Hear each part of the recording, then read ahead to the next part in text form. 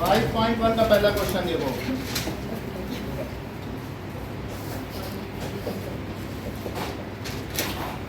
First question says the taxi fare after each kilometer when the fare is rupees 15 for first kilometer, so rupees 15 for first kilometer, और उसके बाद successive kilometre के लिए क्या है, for successive kilometre ये है रुपीज 8। तो अब इसके लिए जो एपी बनेगी वो क्या बनेगी, सो नाउ फेयर ऑफ, ठीक है, fair of taxi for successive kilometre starting from first kilometre, kilometres starting from 1 kilometre. तो 1 किलोमीटर से स्टार्ट करें, सक्सेसिव के लिए फेयर निकालते जाएं, तो बोलो फर्स्ट किलोमीटर का क्या फेयर होगा, तो रुपीज 15, और सेकंड किलोमीटर का क्या होगा, रुपीज 15 प्लस 8, और फिर थर्ड किलोमीटर का क्या होगा 2 into 8, क्योंकि सक्सेसिव के लिए 3 किलोमीटर हो गए, ये 1 किलोमीटर, ये 2 किलोमीटर, क्योंकि फर्स्ट किलोमीटर का ये और उसके बाद के किलोमीटर के लिए 8-8 रुपये लगेंगे कि नहीं, और 3 किलोमीटर चलोगे तो कैसा लगेगा, फर्स्ट के लिए 15 क्योंकि वो ऑन करेगा, एसी चालू करेगा, उसका कुछ खर्चा लगेगा कि नहीं लगेगा, तो इसलिए हमेशा हर जगह ये होता है। तो 3 किलोमीटर का ये फेयर है, तो 4 किलोमीटर का दिव्यांगी क्या होगा, ठीक है, rupees 15 plus 3 into 8। Let us see कि क्या ये एपी बनाते हैं, सो रुपीज 15, रुपीज 23, रुपीज, अब इसको 16 में 15 जोड़ो, सो दैट इज 31, और रुपीज 24 तो 39, ये हो गया। अब A2 माइनस A1 करो, तो 23 माइनस 15 ये कितना हो जाएगा, और बोलो A3 माइनस A2 क्या हो जाएगा, क्या वो भी 8 हो जाएगा, as A3 minus A2 is A2 minus A1, तो ये क्या हो गई, as A3 minus A2 is equals to A2 minus A1। So given progression is AP with A is equals to 15 and B is equals to 8। Second करो इसी का, third पहले करो। The cost of digging of well, पहला metre बहुत hard होता है और फिर मिट्टी मुलायम होती जाती है, पहले सड़क होगी उसमें बहुत सारा होता है ना, उसको खोदना पड़ता है, और जैसे जैसे नीचे जाएंगे तो वो वेट भी मिट्टी होगी। तो digging for first metre, 1 metre खोदने का कितना पैसा ले रहा है, 150, फिर 50-50 जितने मीटर खुदवा लो। So cost of digging for first meter it is equals to rupees 150, or for successive each meter, तो हर एक मीटर के लिए क्या होगा, रुपीज 15। तो अब देखो, so cost of digging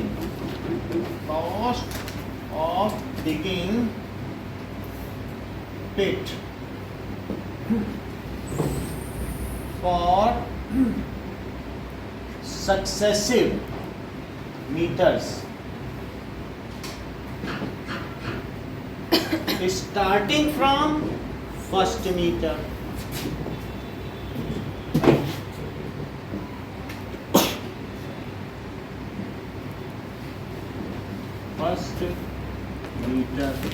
तो निशान पहले वाले का तो ₹150 हो जाएगा। अब दूसरे के लिए क्या करें बोलो?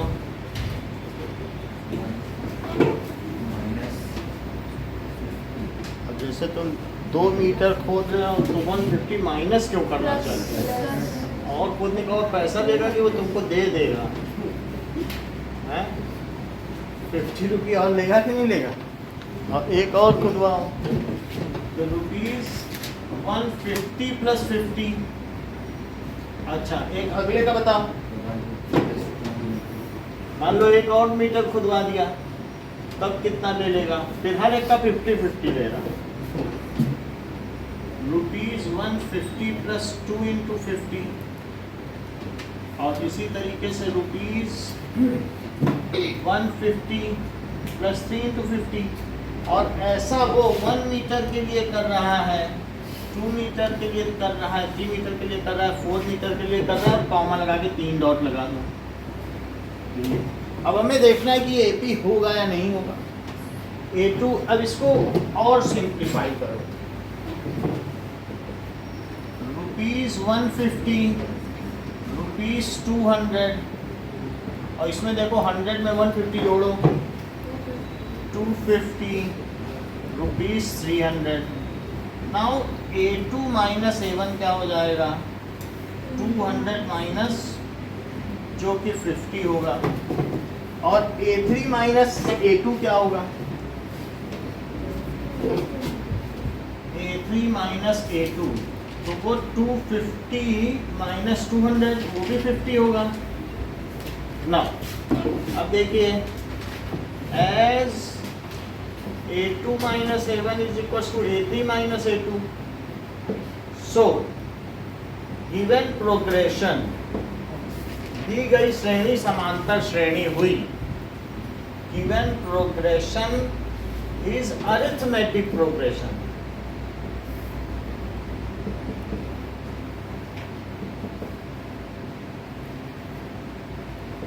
इसलिए ये अरिथमेटिक प्रोग्रेशन हुई, ठीक है। With A = 150 and B = 50। अब जरा देखें एक्सरसाइज 5.1 का फर्स्ट एंड फोर्थ करो।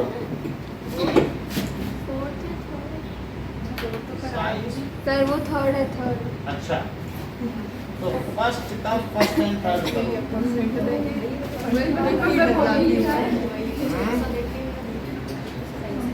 बोलो। सर मुझे परसेंट देख के डर लग गया। क्या बोले?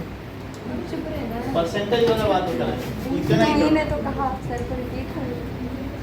ये दोनों सीख जाओगी तो बाकी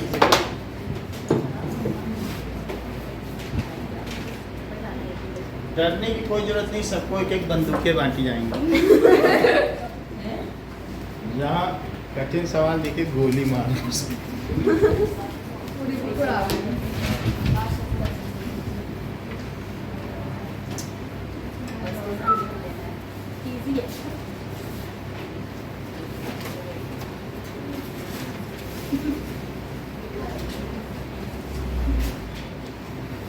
इसीलिए तो इजी है।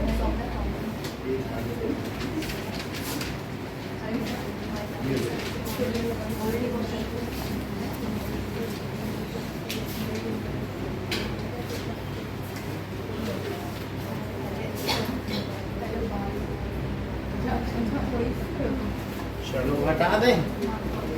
ना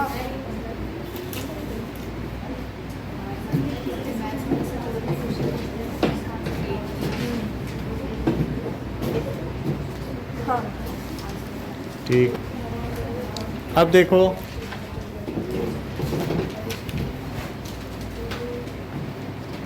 बाकी आगे देखो। क्वेश्चन नंबर 4 देखिए, कहा गया है द अमाउंट ऑफ मनी। दो चीजें होती हैं, एक सिंपल इंटरेस्ट होता है और एक होता है कंपाउंड इंटरेस्ट। तो अब सिंपल इंटरेस्ट क्या है? मान लीजिए कि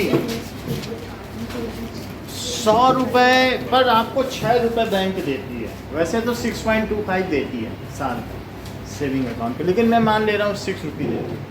सो for each 100 rupees we get 6 rupee per annum, इतना हमें वो दे देगी। तो अगर हम पर एनम इतना पाएंगे तो इसको कहेंगे रेट ऑफ इंटरेस्ट। इसको क्या कहेंगे? एक साल का 100 रुपये का। और अगर तुमने मान लो 100 पे इतना दे रही है तो 1 रुपए पे कितना देगी?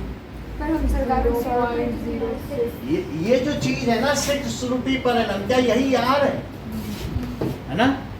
तो for each 1 rupee we get, बोलो कितना पाएंगे? 0.06 क्या 6/100 पाएंगे? भाई 100 पे इतना दे रही है तो 1 पे कितना देगी? 6/100 दे देगी पर एनम, रुपी पर एनम, रुपी पर एनम। लेकिन ये रुपी कट जाएगा क्योंकि अब ये रुपी तो ये भी तो रुपी ही है। तो रुपी जब इसके नीचे लिख दोगे तो क्या होगा बोलो? कट नहीं जाएगा। और 1 रुपी, तो अब ये और ये भी रुपी है। तो अब बताओ इतने पे इतना दे रही तो 1 पे कितना दे रही, तो इससे डिवाइड करो और इससे क्या करो? मल्टीप्लाई। तो क्या फिर से रुपी जिंदा हो जाएगा? बोलो। तो यानी आपका 6 रुपये पर एनम ही आ जाएगा। 1 रुपये तो कट गया ना। अब अगर तुम 0.06 रुपये जो भी हो यही है 6 रुपये, 6 रुपये रेट है। यानी मैं अगर आपसे कहूँ रेट क्या है तो रेट आप क्या कहोगे? 6 रुपये पर एनम। अच्छा, अब अगर मान लीजिए आपने कुछ और रुपए जमा किए, P रुपए जमा किए या 10,000 रुपए जमा किए, कितने किए? 1 रुपये पे इतना, तो फॉर ईच 10,000, ठीक है। और हम कितने साल के लिए जमा करेंगे पर एनम? 1 साल के लिए ना। For 1 year we get rate of interest for 1 year, for 1 year. अगर इतने रुपए जमा किए, इस चीज को कहते हैं प्रिंसिपल अमाउंट। इसको क्या कहेंगे? भाई जितना जमा करोगे प्रिंसिपल अमाउंट है। तो तब हमें कितना मिलेगा बताओ? P यहाँ लिख लो। P कितना है? ₹10,000। तब हमें 1 पे इतना मिलता है तो इतने पे कितना मिलेगा? क्या करो बोलो? 6/100 इंटू 10,000, ये प्रिंसिपल अमाउंट है। और ये फॉर 1 ईयर है। कह दो नहीं हम तो 6 हम करेंगे 10 साल के लिए जमा करें, या कोई कह रहा है हम 8 साल जमा करें, तब उसे और मिलेगा क्योंकि हर साल इतना मिलता रहेगा ना। तो बताइए यही सब रहे और वी गेट, अगर फॉर कितने ईयर्स के लिए? 8 ईयर्स। तो 8 ईयर्स में कितना पाओगे बताओ? 6/100 इंटू 10,000 और इंटू 8 और ना कर दो। 1 साल में इतना पाते हैं तो 8 साल में कितना? 8 मल्टीप्लाई नहीं करोगे तो ये आपका क्या हो जाएगा? ये टोटल अमाउंट हो जाएगा आफ्टर 8 ईयर्स। इसको क्या कहते हैं कि ये तो टोटल अमाउंट कितना होगा with interest is equal to, इसे P माना था क्या आपने? इस चीज को, इसको T माना है। T कितने साल के लिए क्या है? 8 ईयर्स। और इसे R माना है क्या? 6 को जरा देखो आप। तो क्या ये PRT/100 हो गया? ये हम लोगों ने शुरुआती क्लासेस में पढ़ा है, ये तो पढ़ रखा है। अच्छा, आता ऐसे है, लेकिन हमसे ये बात नहीं कही गई है। हमसे कही गई है कंपाउंड इंटरेस्ट, चक्रवृद्धि ब्याज। एक ये साधारण ब्याज है। This is the formula for simple interest. हाँ बोलो। सर वो हमेशा पर 100 पे लगेगा नहीं, पर 100 का मतलब है कि पहले तुम्हें दिया गया 100 रुपए। हाँ, 100 रुपए पे 6 रुपए मिलते हैं। तो मतलब वो हर बार 100 से डिवाइड होगा। हाँ, आपको वो कहेंगे रेट क्या है तो कहेगा 9 रुपए, कभी कहेगा 9 रुपए, कभी कहेगा 6 रुपए। तो इस तरीके से तुम जमा करोगे तो 6 रुपए देगा, और तुम उससे लोन लोगे तो तुमसे 10 रुपए लेगा। यही बैंक की कमाई है। जैसे तुमने कहा हमें घर बनाने के लिए लोन चाहिए, कहेगा 10 रुपए लेंगे पर 100 रुपए। ठीक है, इतनी बात समझ आ गई कि नहीं?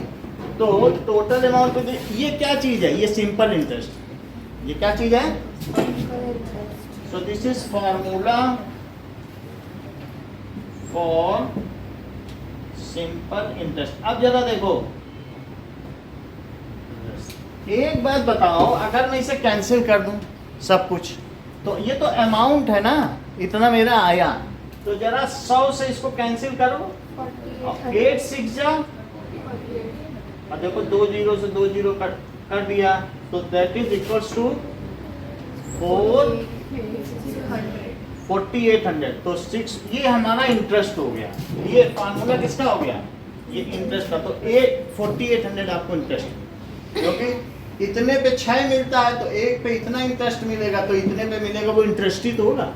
So this is the formula for, बोलो बात समझ में आ गई? अब जरा देखो, अगर तुम एक बात बताओ कि तुमने 10,000 रुपए जमा कर दिए, ठीक है, और 1 साल के लिए जमा करना, 10,000 रुपए तुमने कितने साल के लिए सौ में जमा किए? 1 साल। अच्छा, 100 रुपए पे बैंक कितना देता है? 6 रुपए। अच्छा, 1000 रुपए पे कितना देगा? 60 रुपए। सही है। और 10,000 पे कितना देगा? 600। तो 1 साल बाद तुम्हारे पास अब कितना पैसा हो गया? 1600। तुम बैंक से नहीं, मतलब 10,000 है और 600 एक्स्ट्रा हो गया। 10,600। और वहां जाके कैशियर से बोल देना, देखो ये मेरा पैसा 10,000 नहीं है, 10,600 है, इस पे ब्याज देना, 600 पे भी देना, उसको याद दिला देना जा। ये नहीं तो 1 साल बाद, नहीं तो वो फिर 10,000 पे देता रहेगा। ये 10,000 वाला सिस्टम। तो तुम उसको देख बोल देना कि अच्छा मेरा सब पैसा ला, कहेगा ये 600 रुपए है और ये तुम्हारा 10 है, फिर से जमा कर दो, कह दो अब ये है, इस पे देना तुम। तो कहेगा अच्छा ठीक है, 600 पे भी देते रहो। तो इस चीज को जब तुम करोगी तो उसको कहते हैं चक्रवृद्धि ब्याज, यानी ब्याज पे भी ब्याज। जब ब्याज पे भी ब्याज दे रहा है ना, उस 600 पे भी ब्याज मिल जाए। बोलो 100 रुपए पे कितना ब्याज 1 साल का? 6 रुपए। तो 600 पे कितना ब्याज? 600 एक्स्ट्रा जमा किया ना तुमने, 600 पे कितना ब्याज? 36। क्योंकि तो अब वो तुम्हें क्या देगा? अगर तुमने उससे कह दिया कंपाउंड करो इसको, इंटरेस्ट को, तो अब वो मतलब उस पर भी देगा ब्याज। तो वही चीज अब अगले साल 600 ना मिल करके 636 मिलेगा तुम्हें। 36 रुपए का फायदा हो गया कि नहीं? मतलब क्या है कि अब जरा तुम देखो, 1 साल बाद जो तुम्हारा अमाउंट हो जाए, उस अमाउंट पे अगले साल पूरे पे ब्याज लो, इंटरेस्ट पे भी ब्याज लो। ये तो सिंपली 10-10 हज़ार पे आपने कर लिया। फिर से समझो, 100 रुपए पे 1 साल का ब्याज, बोलो 6 रुपए है। अच्छा 1,000 पे बताओ, 1,000 में 10 100 के नोट होते हैं तो कितना ब्याज देगा? 60 रुपये नहीं देगा भाई। 100 के तुमने 10 नोट दिए और हर 100 पे 6 रुपए दे रहा, तो 1,000 में कितने नोट होते हैं? 100 के 10 होते हैं, तो कितने नोट, कितना देगा ब्याज? और बोलो 10,000 में फिर कितना देगा? 600 देगा। 1 साल बाद तुम्हारे पास कितने पैसे हो गए? 10,000 तो तुम्हारा था ही और 600 और नहीं हो गए। तो 106। इतनी बात समझ आ गई कि 1 साल बाद। तो अब आप ये समझिए, अगर वो सिंपली तुमको इतने पे ही देता रहे 10,000 पे, तो उसको कहते हैं सिंपल इंटरेस्ट। इंटरेस्ट पे कभी ना इंटरेस्ट दे। और नहीं तो अगर वो ब्याज पे भी ब्याज दे तो उसको क्या कहते हैं? उसको कहते हैं सूद। जो ब्याज पे भी ब्याज ले उसको क्या कहते हैं? सूद। और ऐसा व्यक्ति जो ब्याज पे ब्याज लेता है उसको सूदखोर कहते हैं। जो ऐसा कंजूस होता नहीं, जो बहुत बड़े बड़े सामंत होते हैं, वो सूदखोर होते हैं। और ये भी कहा जाता है परिवार में कि ब्याज से सूद ज़्यादा प्यारा होता है, यानी दादी लोगों को अपने बच्चों के बच्चे ज़्यादा प्यारे होते हैं। ये भी कहावत आपने सुनी? बात समझ आए कि नहीं? ब्याज से ज़्यादा क्या प्यारा होता है? ब्याज का ब्याज। ठीक है, सो लेट अस 1 साल बाद 10600 इस नंबर पे लगाएंगे। हाँ, अब हम देखें कंपाउंड इंटरेस्ट। सिंपल इंटरेस्ट का क्या मतलब है? If we get interest only on principal amount then it is called simple interest. If we get interest ठीक है, on interest also each year, जो इंटरेस्ट जुड़ता रहे उस पर भी ब्याज मिलता रहे, तो उसे क्या कहेंगे? इस सेंटेंस को लिखो, if we get interest only on principal amount, तो उसे क्या कहेंगे? Then it is called simple interest. और if we get interest on, किस पे इंटरेस्ट पाए? On the principal amount plus interest added every year, मतलब उसके साथ इंटरेस्ट भी जोड़ लो. इंटरेस्ट ऑन प्रिंसिपल यानी जो amount plus interest added every year, तो उसे क्या कहेंगे? Then it is called compound interest, चक्रवृद्धि ब्याज. तो जगह जगह आपने बैंक में गए होंगे तो चक्रवृद्धि ब्याज देखा होगा, तो वो यही है. हिंदी में भी लिखा रहता है ना. साधारण ब्याज आजकल खत्म कर दिया, इसी पे लोग इंटरेस्ट ज्यादा लेते हैं. अब जरा देखो, अब हम क्वेश्चन पर आते हैं. ओके,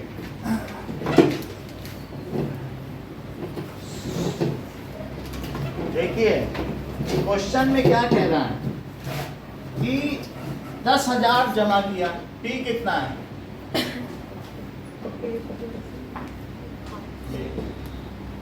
और ये बोलो R कितना है? 8%. 100 रुपए का. परसेंट का क्या मतलब होता है? प्रतिशत. हर 100 रुपए का. जैसा कि अर्पिता ने पूछा क्या ये 100 पर ही दिया जाए, तो हाँ, प्रतिशत. और सेंट का भी मतलब 100 होता है. $1 में 100 सेंट होते हैं, तो वहां से सेंट निकल के आए. तो प्रतिशत पर एनम यानी पर ईयर ऐसा दिया गया. अब देखो, तो बोलो अमाउंट आफ्टर 1 ईयर कितना हुआ? ये पहले ये देख लो, इंटरेस्ट आफ्टर 1 ईयर. इंटरेस्ट क्या होगा आफ्टर 1 ईयर? फार्मूला मालूम है इंटरेस्ट का? बोलो. आफ्टर 1 ईयर, तो दैट इज P R और T की जगह 1 रखना और बाई 100. तो 10,000 रुपए जमा करो. और इंटरेस्ट अगर मंथ्स में दिया हो तो फिर उसे मंथ ईयर में नहीं होता है, रेट साल का ही होता है, महीने के हिसाब से नहीं. 1/12 कर लो, 8/12 कर लो, महीने का आ जाए. उतना झंझट कोई नहीं करता कि हर महीने जाएगा. समझ में आई बात कि नहीं? अब ये देखो, तो बोलो इंटरेस्ट कितना हो जाएगा? बोलो 100 पे 8, तो 1000 पे 80, तो 10,000 पे.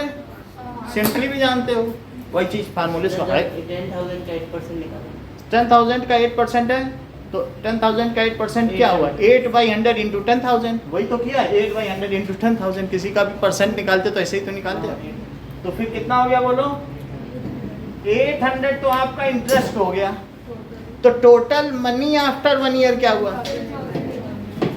सो money after 1 year it is equals to 10,000 plus, तो 10,800 हो गया. अब अगले साल सुनो, फिर इसको फिर जमा कर दो. कह दो 1 साल बाद आऊंगा लूंगा, इस पे ब्याज लूंगा.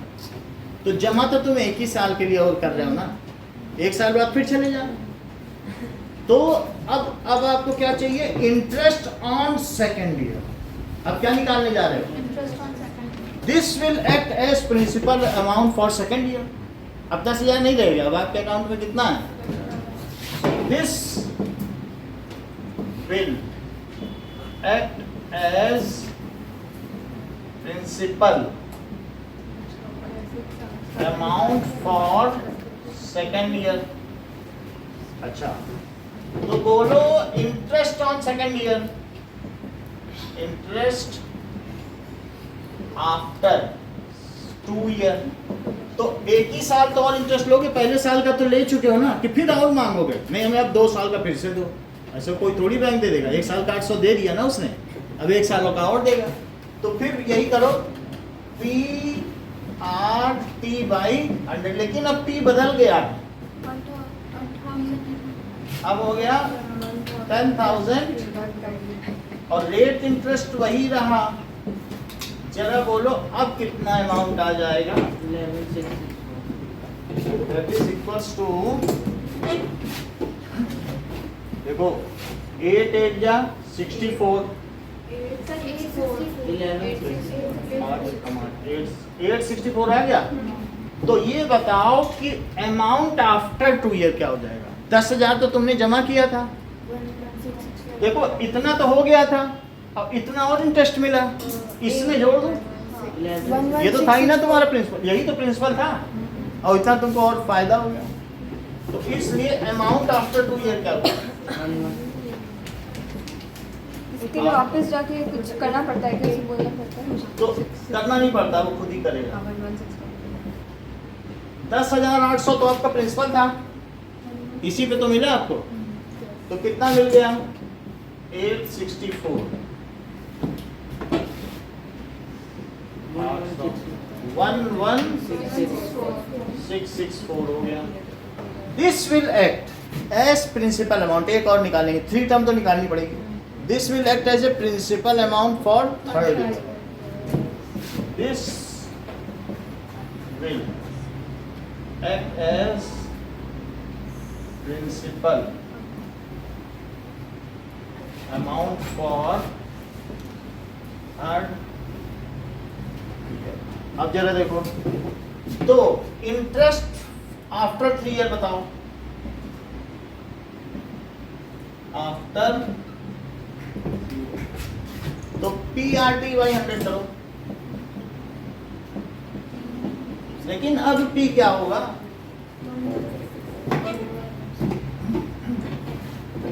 ये देखो, सर ये पीछे साइन रुपीस का ही है क्या? ये ना, हाँ। ये रुपीस का ही माना जाता है। तो 11,664 और इंटू 8 और बाई 100, ठीक है। अब ये 2 जीरो से इसको क्या करो, डेसिमल लगा दो, तो 116.64 और 8 का मल्टीप्लाई करो, जरा देखो कितना आता है। 9,933.12 कितना आ गया? तो बोलो अमाउंट आफ्टर 3 ईयर क्या हुआ? अमाउंट आफ्टर 3 ईयर, ये कितना हो गया? इतना तो प्रिंसिपल था ही, 664 और प्लस 933.12, ये जरा देखो कितना हो रहा है।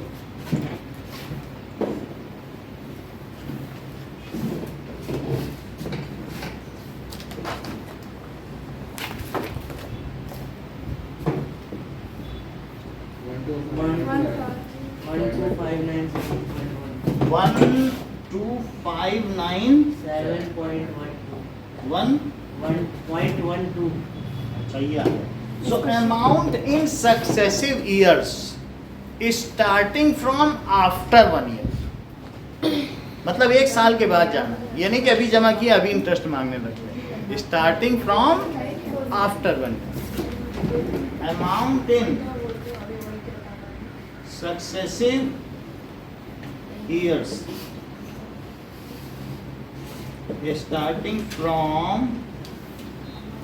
After 1 year. तो बोलो 1 साल के बाद कितना अमाउंट था? यहाँ कहीं लिखा है मनी आफ्टर 1 ईयर, बोलो कितना था? 1,000 थोड़ी ना था। 10,000. अच्छा अब बताओ अमाउंट आफ्टर 2 ईयर कितना? 11,664. 664 और अमाउंट आफ्टर 3 ईयर कितना था? 12,597.1. ये तो नहीं लग रहा है। डिपॉजिट किया था तब से। मैट्रिक और इसके आगे डॉट लगा दो, कॉमन लगा के 3। अच्छा हाँ, सर 10,000 तो आएगा। हम्म? वो जब डिपॉजिट नहीं देखो क्वेश्चन पढ़ो, कह रहा है कि प्रति वर्ष के बाद कितना होगा in account every year. Every year का मतलब है कि इन अकाउंट एवरी ईयर, हर साल बाद। ईयर तो होने दो, तभी तो ईयर माना जाएगा। तो A2 माइनस A1 क्या है बताओ जरा, क्या है 11664 और माइनस ये कितना आया बोलो, क्या 864 आ गया, और A3 माइनस A2 कितना है 12597.12 और माइनस 11664, तो वो यही आएगा जो इंटरेस्ट है 933.12। as A2 minus A1 is not equal to A3 minus A2, so it is not an AP। पूरी बात समझ आ गई। अब साक्षी कह रही सर ये 2 लाइन का क्वेश्चन था और आपने इतना टाइम लगा दिया। हाँ तो हम वही बताने जा रहे हैं जो साक्षी कह रही है, लेकिन क्या? पहले डिटेल में भी समझ में आना चाहिए। रटना अलग बात है, चीजें समझ भी तो आनी चाहिए कि क्या हो रहा है। ये समझ में आ गया ना आपको कैसे होता है, इंटरेस्ट पे कैसे इंटरेस्ट मिलता है। अब हम दूसरी चीज देखते फ्यूचर में हैं, काम आएगा कभी। ये आता ही है, आपको बेसिक ज्यादा समझना है, रटना नहीं है। मैं भी जाऊंगा पैसे डिपॉजिट करने। जाना ऐसे ही जमा करना साथ।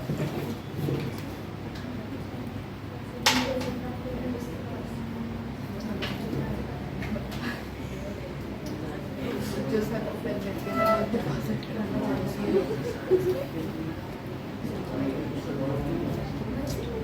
चलो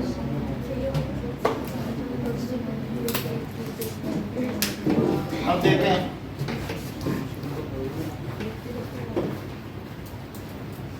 कुछ चीजें इसमें आपने नोट करनी होंगी।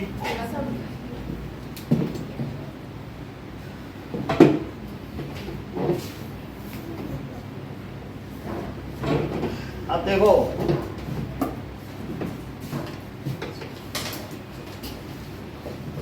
if principal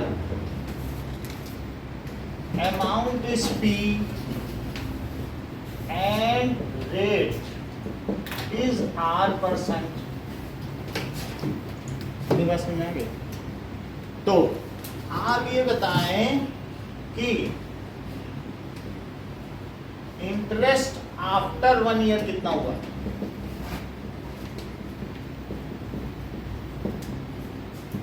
क्या PR/100 हुआ, एंड अमाउंट आफ्टर 1 ईयर कितना हुआ अभिषेक।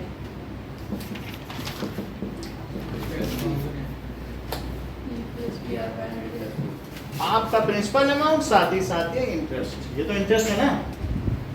जैसे आपने 800 रुपये इंटरेस्ट निकाला था पहले क्वेश्चन में और फिर 10,000 जोड़े नहीं थे, तो कितना आ गया बोलिए 1 + R/, अमाउंट आफ्टर। कितनी समझ आई बात, P डाला था तो इंटरेस्ट कितना मिला PR/100, तो अब ये प्रिंसिपल हो गया। It will act as principal amount for second year. ये किसके लिए काम करेगा, सो दैट इज, ये क्या है बोलो, principal amount for second year. अब ये देखो इंटरेस्ट आफ्टर 2 ईयर। ये क्वेश्चन इधर बोर्ड एग्जाम आया था क्या, लग रहा है मुझे। इंटरेस्ट आफ्टर, ये सब कुछ नहीं करना है, क्वेश्चन बहुत आसान है, लेकिन हमें वहां तक पहुंचने के लिए थोड़ी बातें समझनी चाहिए कि नहीं। इंटरेस्ट की क्वेश्चन आपसे बहुत आसानी से करा देंगे। ये देखो इंटरेस्ट आफ्टर 2 ईयर, ये प्रिंसिपल है, तो फार्मूला क्या है, PRT/100 है। इंटरेस्ट का क्या फार्मूला बताओ, PRT/100। लेकिन मुझे बताओ प्रिंसिपल अमाउंट कितना है, P1 + R। ये है प्रिंसिपल अमाउंट। सो P1 + R/100, ये तो P हो गया, और R कितना है, सर 1 + R/100 कैसे होगा? ये P कॉमन ले लिया, तो इसमें भी P इसमें भी P, तो ये चीज हो गई। अब वही P इसमें रखा है 10,800, अब कैसे होगा? ऐसे नहीं रखा था 10,800, तो PRT ये चीज है। तो यहाँ जरा देखो P, ये बोलो ये P1 प्लस R/100 है और ये इंटू R/100, इसी के नीचे लगा दो, वो तो सब मल्टीप्लाइड है, प्रोडक्ट ही तो है। जैसे कोई भी चीज है ऊपर ऊपर मल्टीप्लाई हो कि 2 इंटू 3 इंटू 4/5 है, तो क्या तुम 2 इंटू 3 इंटू 4/5 नहीं लिख सकते? वो ऐसे ही है, बस किसी के नीचे भी लगा दो, है तो मल्टीप्लाई ना। ये है। अच्छा ये इंटरेस्ट है, ये क्या चीज हो गई? इंटरेस्ट। अब मुझे बताओ मनी आफ्टर 2 ईयर क्या होगा? मनी आफ्टर 2 ईयर, तो प्रिंसिपल अमाउंट कितना था अब प्लस इंटरेस्ट, यही तो था प्रिंसिपल अमाउंट आफ्टर 1 ईयर, और उस पे इंटरेस्ट जोड़ दो। मनी आफ्टर 2 ईयर, देखो वैसे ही हमने किया था 10,800 में 864 जोड़ा था कि नहीं? तो क्या चीज होगा money after 2 year? Principal amount after 1 year और plus interest in second year. अब देखो प्रिंसिपल अमाउंट कितना है बोलो 1 साल के बाद, यहाँ देखो अमाउंट आफ्टर 1 ईयर, क्या P1 प्लस R/100 है और इंटरेस्ट कितना है? यही है इंटरेस्ट, P1 प्लस R/100 और इंटू R/100। अब यहां से कॉमन क्या ले लो, P और 1 प्लस R/100, तो अंदर क्या बचा? 1 प्लस R/100। देखो ये भी कॉमन आएगा और ये दोनों में ये भी नहीं कॉमन आ जाए, आ गया। अच्छा अब जरा देखो ये जो मनी आफ्टर 2 ईयर है, इसको क्या लिख सकते हो? P1 प्लस R/100 का स्क्वायर, तो ये मनी आफ्टर 2 ईयर्स है, जो भी ये A है मनी, तो ये तो बोल दिया इन्होंने कि 2 साल में इतना, तो साक्षी के दिमाग में आया तो T साल में एम लगा दो, फार्मूला बना दिया। क्या साथी जाएगा? सब भाई ना 2 थर्ड साल ईयर में था तो इस पे 2 नहीं लग गया, अब 3 में करेंगे तो 3 लग जाएगा, और n साल में करोगे तो क्या फार्मूला बोलो बना कंपाउंड इंटरेस्ट का? P into 1 plus R/100 whole power 3 नहीं n। तो अब बोलो कंपाउंड इंटरेस्ट का फार्मूला समझ आया? ना मैं नहीं सोचा था। ना सोचो, इन्होंने भी सोच लिया। अब देखो तुम्हें कहीं ना कहीं तक तो समझ में आया होगा, हम वहीं से चले, बताना मत। मिटाएंगे कुछ नहीं। ये देखो पहले साल का इंटरेस्ट समझ में आ गया। अब बोलो पहले साल के बाद तुम्हारे पास कितना पैसा है? P पैसा और इंटरेस्ट, P कॉमन ले लो, P दोनों में कॉमन लो, 1 प्लस R/100, यहाँ तक ठीक है। यही क्या तुम्हारे लिए अब मनी का काम नहीं करेगा? 10,800 जाके जमा कर दो, कैसे कि 10,800 इस पे देना इंटरेस्ट, अब 10 पे मत देना, इंटरेस्ट पे भी देना, तो वो याद रखेगा। और ये रेट हुआ, ये अगला साल हुआ, और बाई 100, क्या यही तुम्हारा इंटरेस्ट नहीं है? तो बोलो 2 साल के बाद तुम्हारे पास कितना पैसा हुआ जो तुमने जमा किया था? हाँ यही तो 1 साल के बाद का पैसा है 10,800, तो ये तो तुम्हारा प्रिंसिपल हो गया 10,800, और इंटरेस्ट तुम्हें इतना मिला। बोलो यही चीज थी कि नहीं, हमने अभी बताया था 3 इंटू 4 इंटू 5/6 में कि उसके नीचे भी रख सकते, तो इसके नीचे हमने R/100 लगा दिया, तो ये इंटरेस्ट है कि नहीं? ये पूरा का पूरा इंटरेस्ट लग दिया, और ये तुम्हारा पैसा। इन दोनों में क्या क्या कॉमन आ सकता है बताओ? और ये चीज भी आ सकती है, तो इधर बचेगा 1 और इधर क्या बचेगा? R/100, तो क्या इसका स्क्वायर नहीं हो गया? तो 2 साल के बाद पैसा पे 2 लगता है, तो n साल के बाद के पैसा पे n लगेगा। तो दिस इज द मनी, वो इंटरेस्ट का फार्मूला था, और ये मनी का फार्मूला है। ये किसका फार्मूला है? कि कितना पैसा हो जाता है कंपाउंड। जैसे आप लोग के पापा इसी से निकालते हैं, सब कुछ बताते नहीं आप लोगों को, निकालते इसी से। So this is money after n years। money after n years if compounded annually. अगर तुमने उसे जबरदस्ती कर दी कि देखो 3 साल बाद 3 महीने बाद जितना हो उस पे ब्याज देना, तुमने इसमें तो 1 साल इंतजार किया है, 1 साल पे 800, उसने कहा नहीं नहीं हाफ ईयरली में जितना हो उस पे भी देना, तब इफ कंपाउंडेड हाफ ईयरली हो जाएगा और चालाक बन जाओ। इफ कंपाउंडेड क्वार्टरली, बोलो 3-3 महीने हम इतना इंतजार नहीं करेंगे, ब्याज पे 3 महीने बाद ही जो है देना शुरू कर दो। समझ में आई बात कि नहीं? सो ये क्या है? इफ कंपाउंडेड एनुअली, साल भर तक 800 हुआ फिर दिया। इफ, अब हम लोग सवाल करें। सर सवाल अब तो काया नहीं है। ये करने की जरूरत ही है ना यहाँ फॉर्मूला। अब हम इसी फार्मूले से करेंगे, आसान हो जाएगा।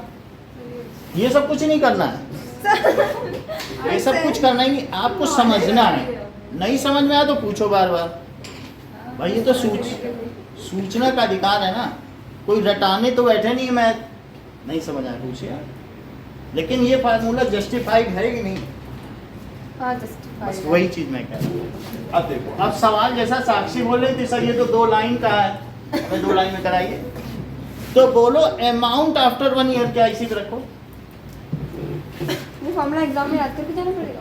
नहीं याद नहीं करना है, हमने आपको बता दिया, बना लेना। आप उसमें आधा घंटा लग जाएगा पेपर याद मत करो कोई चीज में आते हैं, बना लो।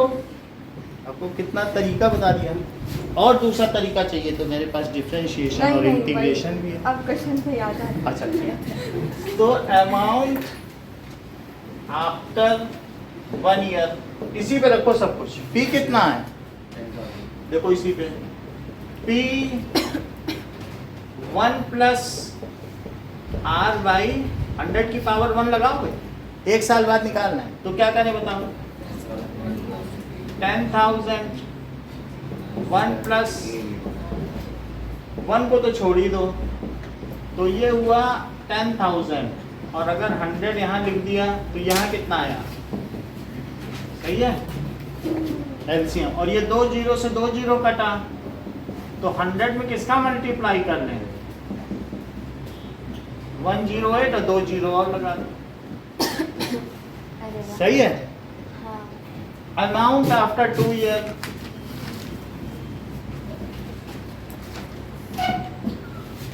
It is P1 plus R by 100। तो यहाँ क्या रखें बताओ? 1 प्लस 8 बाई 100 की पावर 2। तो 2 क्यों लिखे? क्या 8 बाई 100 ना लिखे? सही है। ये देखो 2 3 4, इसे क्या लिख सकते हैं? 100 प्लस 8 बाई, और इसे क्या लिख सकते हैं? तो शुरू कहाँ से करना है ये? यहाँ से नहीं, ऊपर लिखना नहीं पड़ेगा। प्रिंसिपल इज इक्वल्स ये लिखना पड़ेगा कि अमाउंट आफ्टर एन ईयर, ये फार्मूला लिखना है। क्या यूजिंग, क्या लिखोगे यहाँ पे? Using N is equals to, ये सब जो सिंबल है वो कन्वेंशनल है, इंटरनेशनली एक्सेप्टेड है, तो आपको यहाँ बताने की जरूरत नहीं है कि किसका क्या मतलब है। सभी बैंक में यही नोटेशंस इस्तेमाल होते हैं। तो ये देखो, तो बोलो इन 2 जीरो से ये 2 जीरो गए, इन 2 जीरो से, तो अब आपको क्या मल्टीप्लाई करना है? 108 का 108 करो, कितना? 1166 वही आएगा 116। ये चीज आ गई। अमाउंट आफ्टर 3 ईयर निकालो, अमाउंट आफ्टर 3 ईयर, तब क्या करोगे? यही लिखना, P1 प्लस, तो P कितना है? 10,000, 1 plus 8 by 100, 1 plus 8 by 100 into 1 plus 8 by 100, तब कितना हो जाएगा?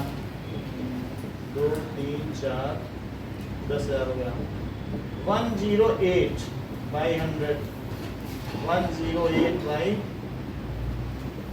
108 बाई 2 0 और 2 0 से तो ये चले गए। अच्छा इसको लिख लो, ये 2 0 इसी में काट लो, तो ये 1.08 हो गया क्या? इन दोनों का मल्टीप्लाई ऊपर कर ही चुके हो, कितना हुआ था? 11664, यही तो किया था इन दोनों का मल्टीप्लाई। अब हमें इसमें किसका मल्टीप्लाई और करना है? 1.08 का, तो कर लो। 11664 में किसका मल्टीप्लाई? 1.8 का करो। 832 48 3 51 848 5 53 8 5 13 0 है तो 0 कर लो, और 1 है 11664 4661 तो 2 1 7 9 9 से 15। अब इसमें डेसिमल है, इतना ही आया था क्या? चेक करो। 12597.12 12597.12। अब कर लोगे, इसके आगे वही लिखना कि amount in successive years starting from after 1 year. फिर A2 - A1 कर लेना, और फिर A3 - A2 कर देना, दिखा देना वो इक्वल नहीं। वो तो बात समझ में आ गई। इसी मेथड को फॉलो करना, ये फार्मूला यही बात है, तो बस वहीं से स्टार्ट इसी से करना, इतना करना है आपको, लेकिन इसके आगे भी थोड़ा सा करना पड़ेगा। हाँ, ये फॉर्मूला कैसे सॉल्व किया वो नहीं ना। कुछ नहीं, यही करना। AP भी तो प्रूफ करना है। अबे ये भी तो तुम्हें करना ही पड़ेगा ना कि A2 - A1 A3 - A2 के इक्वल नहीं है। ये क्वेश्चन पक्का बोर्ड में नहीं आएगा, इतना लेंथी कौन देगा? आए या ना आए, हमारी बुक में है, तो इसका मतलब है ये 10th के मेंटल लेवल के हिसाब से है। मल्टीप्लाई करके याद रखना। आपको फार्मूला लगाना है, तो आप ये ना सोचो कैसे आया है, आप सोचो यू प्रिटेंड टू रटो। ये बोलो सर हमने तो रटा है, नहीं रटा। 3 आ गए। बात करो। ये उतना कोई खाने का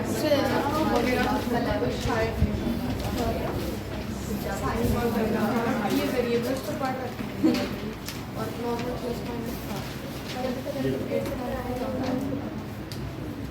देखो जिसको फार्मूला नहीं आएगा, हमने मैन्युअली भी सॉल्व करके शुरू में दिखाया, और फार्मूला आएगा तो वो ऐसे कर लेगा, और कोई फार्मूले से करना चाहेगा, नहीं आता है तो ध्रुवांशी बनाएंगे पहले फार्मूला फिर करेंगे।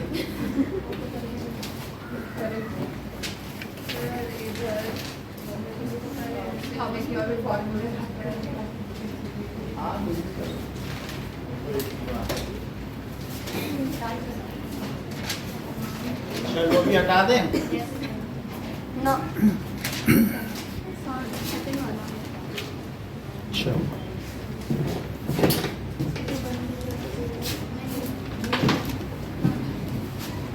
फर्स्ट का second part,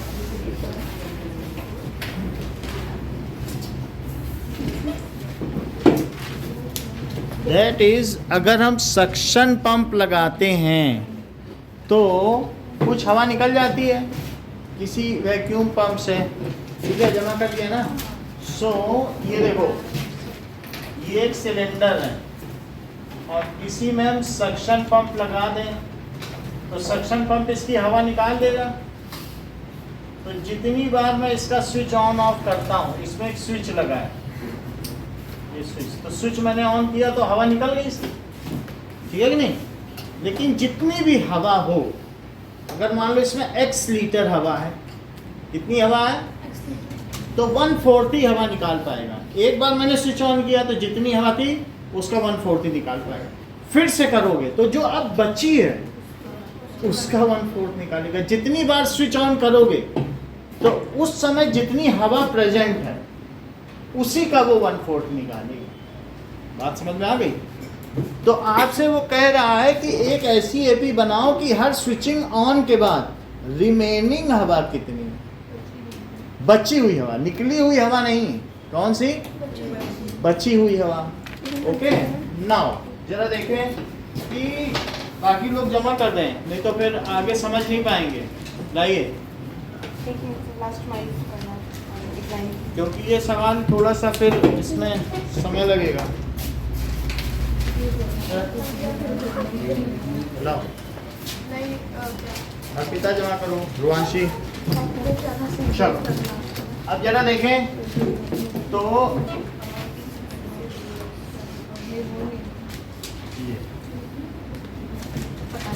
so amount of air present, let cylinder has उसमें कुछ लिखा तो है नहीं कि कितनी हवा है, x litre air. so after first suction, अगर पहली बार किया तो एक बार सक्शन कर दिया तो एयर रिमूव कितनी है बोलो? Is सर equals एक बार to- क्वेश्चन समझा देना वापस। मतलब अगर तुमने ये स्विच ऑन किया, ये स्विच है, तो स्विच ऑन करने पे वो कितनी हवा निकालेगा?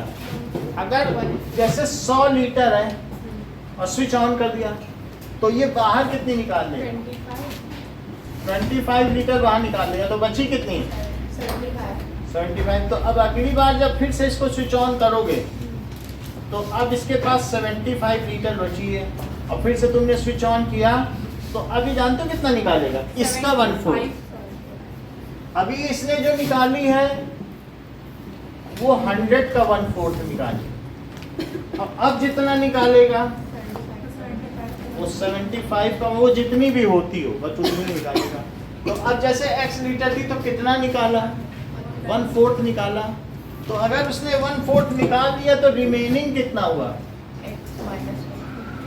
तो रिमेनिंग एयर, तो वो 100 माइनस रिमूव्ड एयर है ना, यही तो किया तुमने कि नहीं? तो क्या हुआ था बोलो? 100 माइनस, तो 75 लीटर आ गई थी कि नहीं? ऐसे यहाँ पर भी करो। तो बोलो after first suction remaining air कितनी है? x minus 1 4x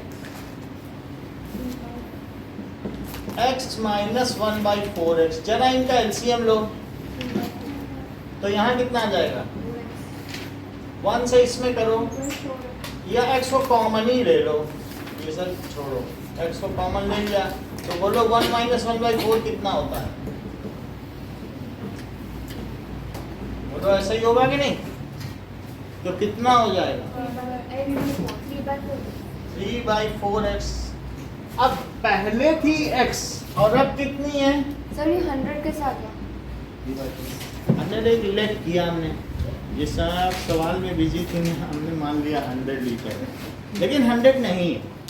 माना कितनी एयर है? x कितनी एयर है, तो हर बार वो कितनी निकाल रहा है? 1/4। वो मैंने जस्ट एक से के लिए बताया, 100 होगी तो 1/4 निकालेगा तो 25 निकालेगा, 75 का 3/4 निकालेगा। फिर 3/4 कभी नहीं निकालेगा, निकालेगा 1/4, और हमेशा 3/4 ही बचेगी। हमेशा 1/4 निकालेगा तो इतनी, अब इतनी बच गई।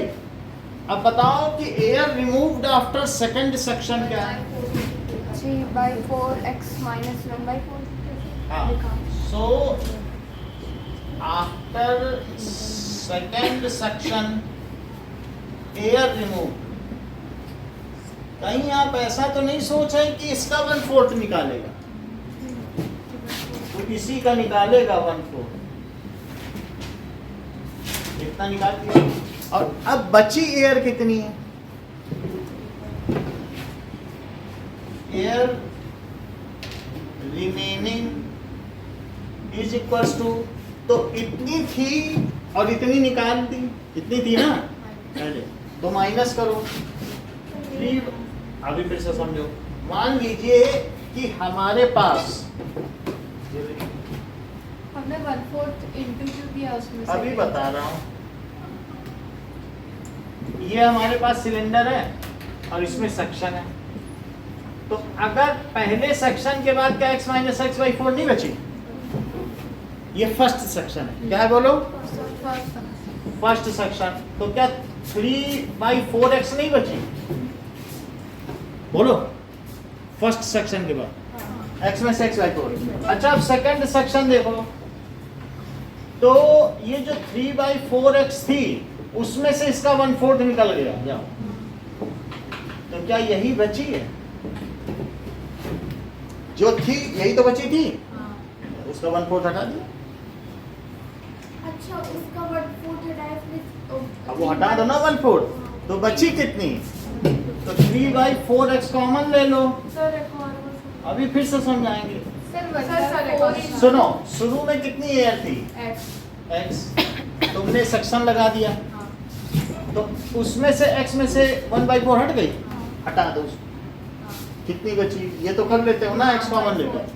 अब फिर से सेक्शन लगा दिया, हाँ क्या फिर से उसका 1/4 हटा दोगे, हाँ हटा दो, तो हटा ही तो दिया मैंने, माइनस तो कर दिया ना। अब फिर बाद में कॉमन लेके जरा सिंप्लीफाई कर रहा हूँ, तो बची कितनी बताओ, सर ये मल्टीप्लाई क्यों किया है? हैं? हाँ वो मल्टीप्लाई वो सब छोड़ो, यहाँ देखो। अरे सर वहाँ पर सेकंड सेक्शन है हाँ बोलो, क्या कह रही है? जो आपने सेकंड सेक्शन रिमूव लिखा था 1/4 अच्छा 1/4 तो 1/4 जो वो पहला वाला समझ में आ गया, नहीं उसके नीचे 1/4 1/4 रिमूव हो गई, ये रिमूव हो गई। तो मल्टीप्लाई क्यों किया माइनस? जितनी बची उसका 1/4 और निकाल लेगा। जब दूसरी बार स्विच ऑन किया, कितनी में से निकालेगा, जैसे 100 का 1/4 किया था तो 25 निकल गई, अब 75 है उसका 1/4 निकालेगा। सर यहाँ तो 3/4 ऐसा नहीं होगा कि 100 है, पहली बार में 25, दूसरी बार में 25, तीसरी 4 बार में खाली कभी कोई चीज़ होती ही नहीं है, वैक्यूम नहीं क्रिएट कर सकते हो। जो बची है उसका 1/4, तो दूसरी बार में मेहनत लगेगी। पंप क्यों लगाया है? समझ आई बात कि नहीं है? वैक्यूम पंप में जब पहली बार मच्छर तुमको चूसेगा तो बड़े आराम से खून निकलेगा, दूसरी बार में बेचारा मेहनत कर रहा है, खून ही नहीं बचा तो क्या करेगा, फिर तीसरी बार और मेहनत करेगा। तो समझ में, वैक्यूम पंप को भी तो मेहनत करनी पड़ती है। तो पहली बार जो है उसका 1/4 निकालेगा। तुम्हारे पास जो पैसा है उसके हिसाब से खर्च करोगी, कम पैसा है तो कम ही तो खर्च करोगी, कि तब भी उतना ही 25-25 रुपए का ही बर्गर खाओगी। जब कम है तो पानी पूरी से ही काम चला रहे हो। अब ये समझ में आया, शुरू में x थी उसका 1/4 निकल गया तो बचा कितना, ये रिमेनिंग एयर, ये क्या है बोलो, ये कैसी एयर है बोलो, सर रिमेनिंग मुझे एयर। तो अब भी समझ नहीं आया कि 1/4 × 3x/4 मल्टीप्लाई फिर से समझो, after second section air remove, इतना समझ में आ गया कि हाँ। एक सेक्शन के बाद हाँ। अब सेकंड सेक्शन में इतनी एयर का 1/4 हट गया, जो है हाँ जितने तो सर लीटर हट गया तो माइनस होना चाहिए ना। हाँ अब मैं माइनस करने जा रहा हूँ, एयर रिमेनिंग, अब करने दो माइनस इसमें से, ये माइनस कर दिया, बोलो बात समझ में आ गई। ये थी इतनी निकल गई 1/4, तो बची कितनी, इसमें से माइनस कर, समझ में आ गई बात। देखो बिल्कुल यही यहाँ भी किया। अब 1 - 1/4 क्या होता है, क्या वो भी 3/4 होगा, बोलो। साक्षी कह रही ये तो पैटर्न बन गया, 3/4 का स्क्वायर, तो n सेक्शन में n, बोलो बात समझ आई कि नहीं। सो air removed in successive section starting from first section, समझ में आया कि नहीं। एयर वो थर्ड का भी निकाल लो, ये आ गया आपका, देख लो। तो 3/4x लिखो तो 1 माइनस कितना आया, देखो क्या कॉमन लिया, x कॉमन ले लिया, 3/4, तो 1 इसमें बचा, 1/4 इसमें नहीं बचा, तो बोलो क्या आया, 3/4x इंटू, तो कितना आ गया बोलो, 3/4 स्क्वायर x, सही है। अब ये बोलो air removed in third section, वो इसका 1/4 होगी क्या रुआंशी, तो कितनी हो जाएगी 1/4 into 9/4x। जो भी हो इतनी हो जाएगी, इतनी हमने निकाल दी ना 1/4, तो बची कितनी, इसमें से माइनस कर दो। सो air remaining,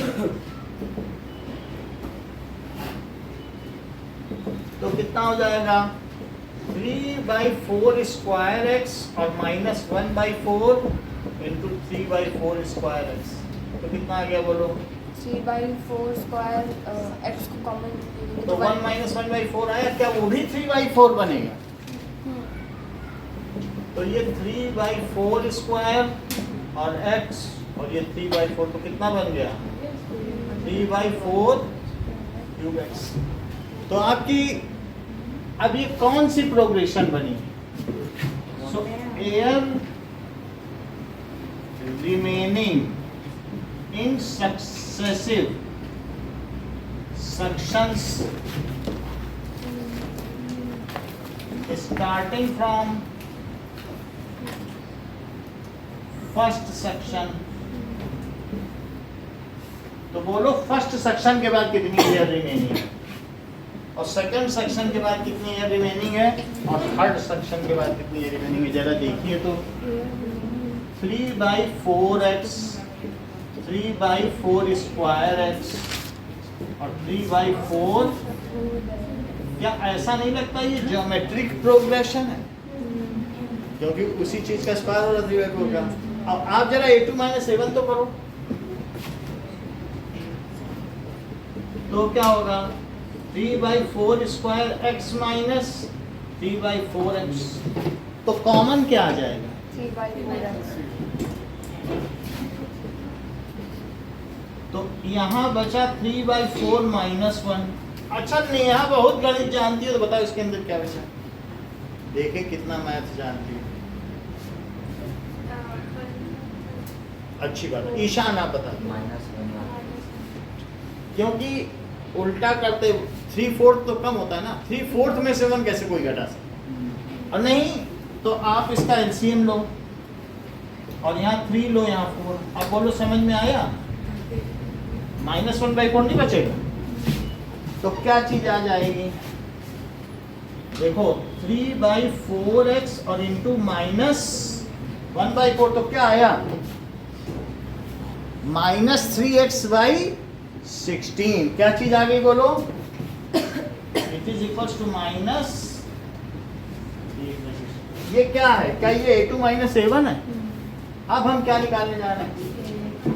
a3 minus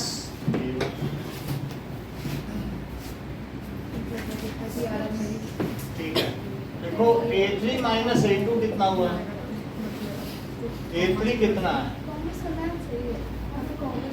3/4 cube x. बात ना करें।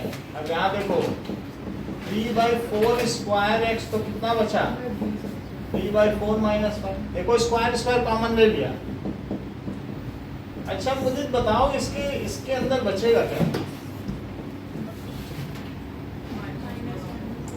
-1/4 और ये 9/16 है और x इंटू -1/4, तो क्या आ जाएगा?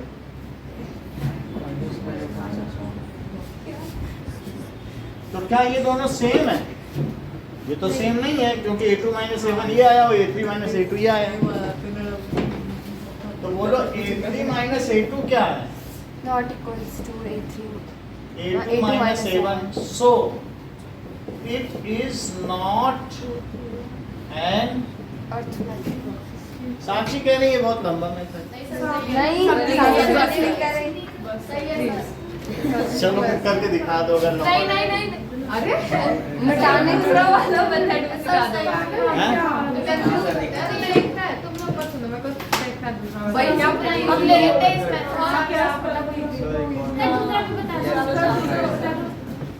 इसमें इधर वाला नोट कर लिया। अरे क्या पता वो बहुत ज्यादा इजी है, सब तो लगते हैं मर्जी वाला होता है वही तो ना। मैंने ऐसे बस मेरे भी ये ऐसा बात है। इधर का तो कर लिया। वो लाइट कैसे चल रही है? अपना वैसा लगा एक बार। ये देखो सिंपल है, लंबा एयर रिमेनिंग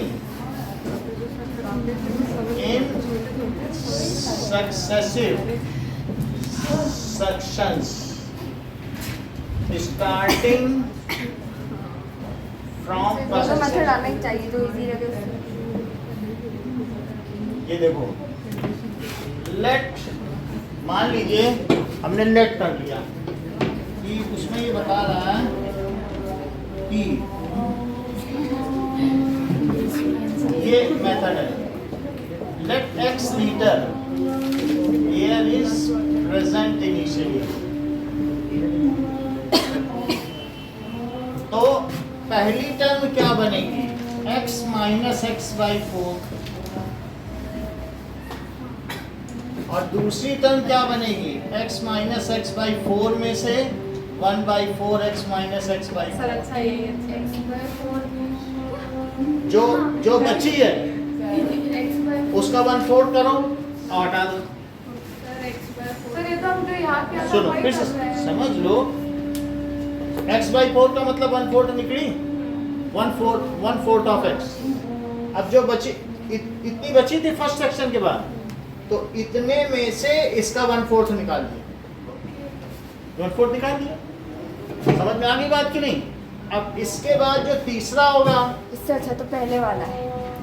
ऐसे समझ लें, तो ये कितना बचा, इसको सिंप्लीफाई कर दो। अभी थर्ड टर्म मत लिखो, ये कितना है बोलो, और ये क्या है बोलो, और 1 माइनस 1 बाई 4 बोलो। समझ में आ गया? अभी भी छोड़ दो ऐसे। तो इसे क्या लिखो, x इंटू 3 बाई 4, और इसे क्या लिखो,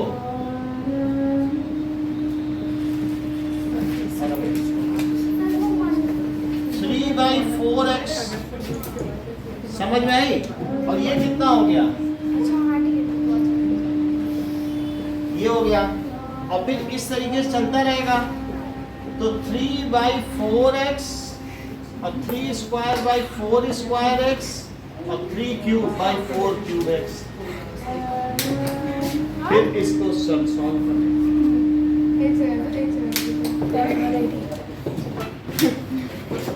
देखो हमें अलग अलग टर्म चाहिए ना, तो पहली और फिर उसमें से 1/4 निकाल लिया, दो ही टर्म लिखो। फिर इसमें से x निकाल लिया, फिर इसमें से क्या है, अगली टर्म देखो, ये देखो दोनों में से x माइनस एक्स बाई 4 निकाला, तो यहाँ 1 बचा है, 1 बाई 4 नहीं बचा। अगली वाली टर्म अगर लिख तो सकते हैं, तो लिखने में अगर आप लिखना चाहें तो लिख लें, नहीं वो ज़्यादा बड़ी है। आप इसके पैटर्न पे चल के तीसरी टर्म लिख लें यहाँ लास्ट में। हाँ। तो आप चाहें तो ये मेथड अपनाएं, वो पहले वाला बेसिक। सौम्या सेकंड वैसे छोड़ता है टक कसं होतं सौदा हां देखो रिमेनिंग एयर का जो कर, हमने उधर किया है वो इधर कर दिया है, वो छोटे में कर दिया है। वही रिमेनिंग एयर x थी, x बाई 4 निकल गई। अब बताओ x में से x बाई 4 निकली, तो ये बची एयर, इस बची में से क्या 1/4 निकलेगी, तो वो हटा दो, बची की में से 1/4 हटा दो। तो इसको कॉमन ले लो तो 1 माइनस 1 बाई 4 नहीं बचा, और फिर इसमें से भी x कॉमन ले लो तो 1 माइनस 1 बाई 4 और 3 बाई 4, फिर ये भी तो 3 बाई 4 बन जाएगा। और फिर एक पैटर्न बना लो, दो ही टर्म से 3 टर्म ले लो, तो उसे फिर कह दो कि सिमिलरली। अच्छा वो कोई बात नहीं, आप उसके आगे ग्रो कर लो, टर्म एक बार पैटर्न बन जाता है तो ग्रो हो जाता है। चलो करो इस मेथड से करो, चलो हम आपके ऊपर ही छोड़। हाँ मुझे छोटा वाला क्या अच्छा दे अच्छा टाइम है आपके पास, अब तो आप ही का टाइम। लास्ट मतलब एक फर्स्ट क्वेश्चन में आपको क्या प्रवीण को थैंक यू बोलना चाहना, Praveen thank you Praveen you have been a great audience. Thank you Praveen, you have been a great audience. ये लो Last time और कैसा मेरा भी okay, thank you Praveen. Praveen ही है। Thank you, sir. वेलकम।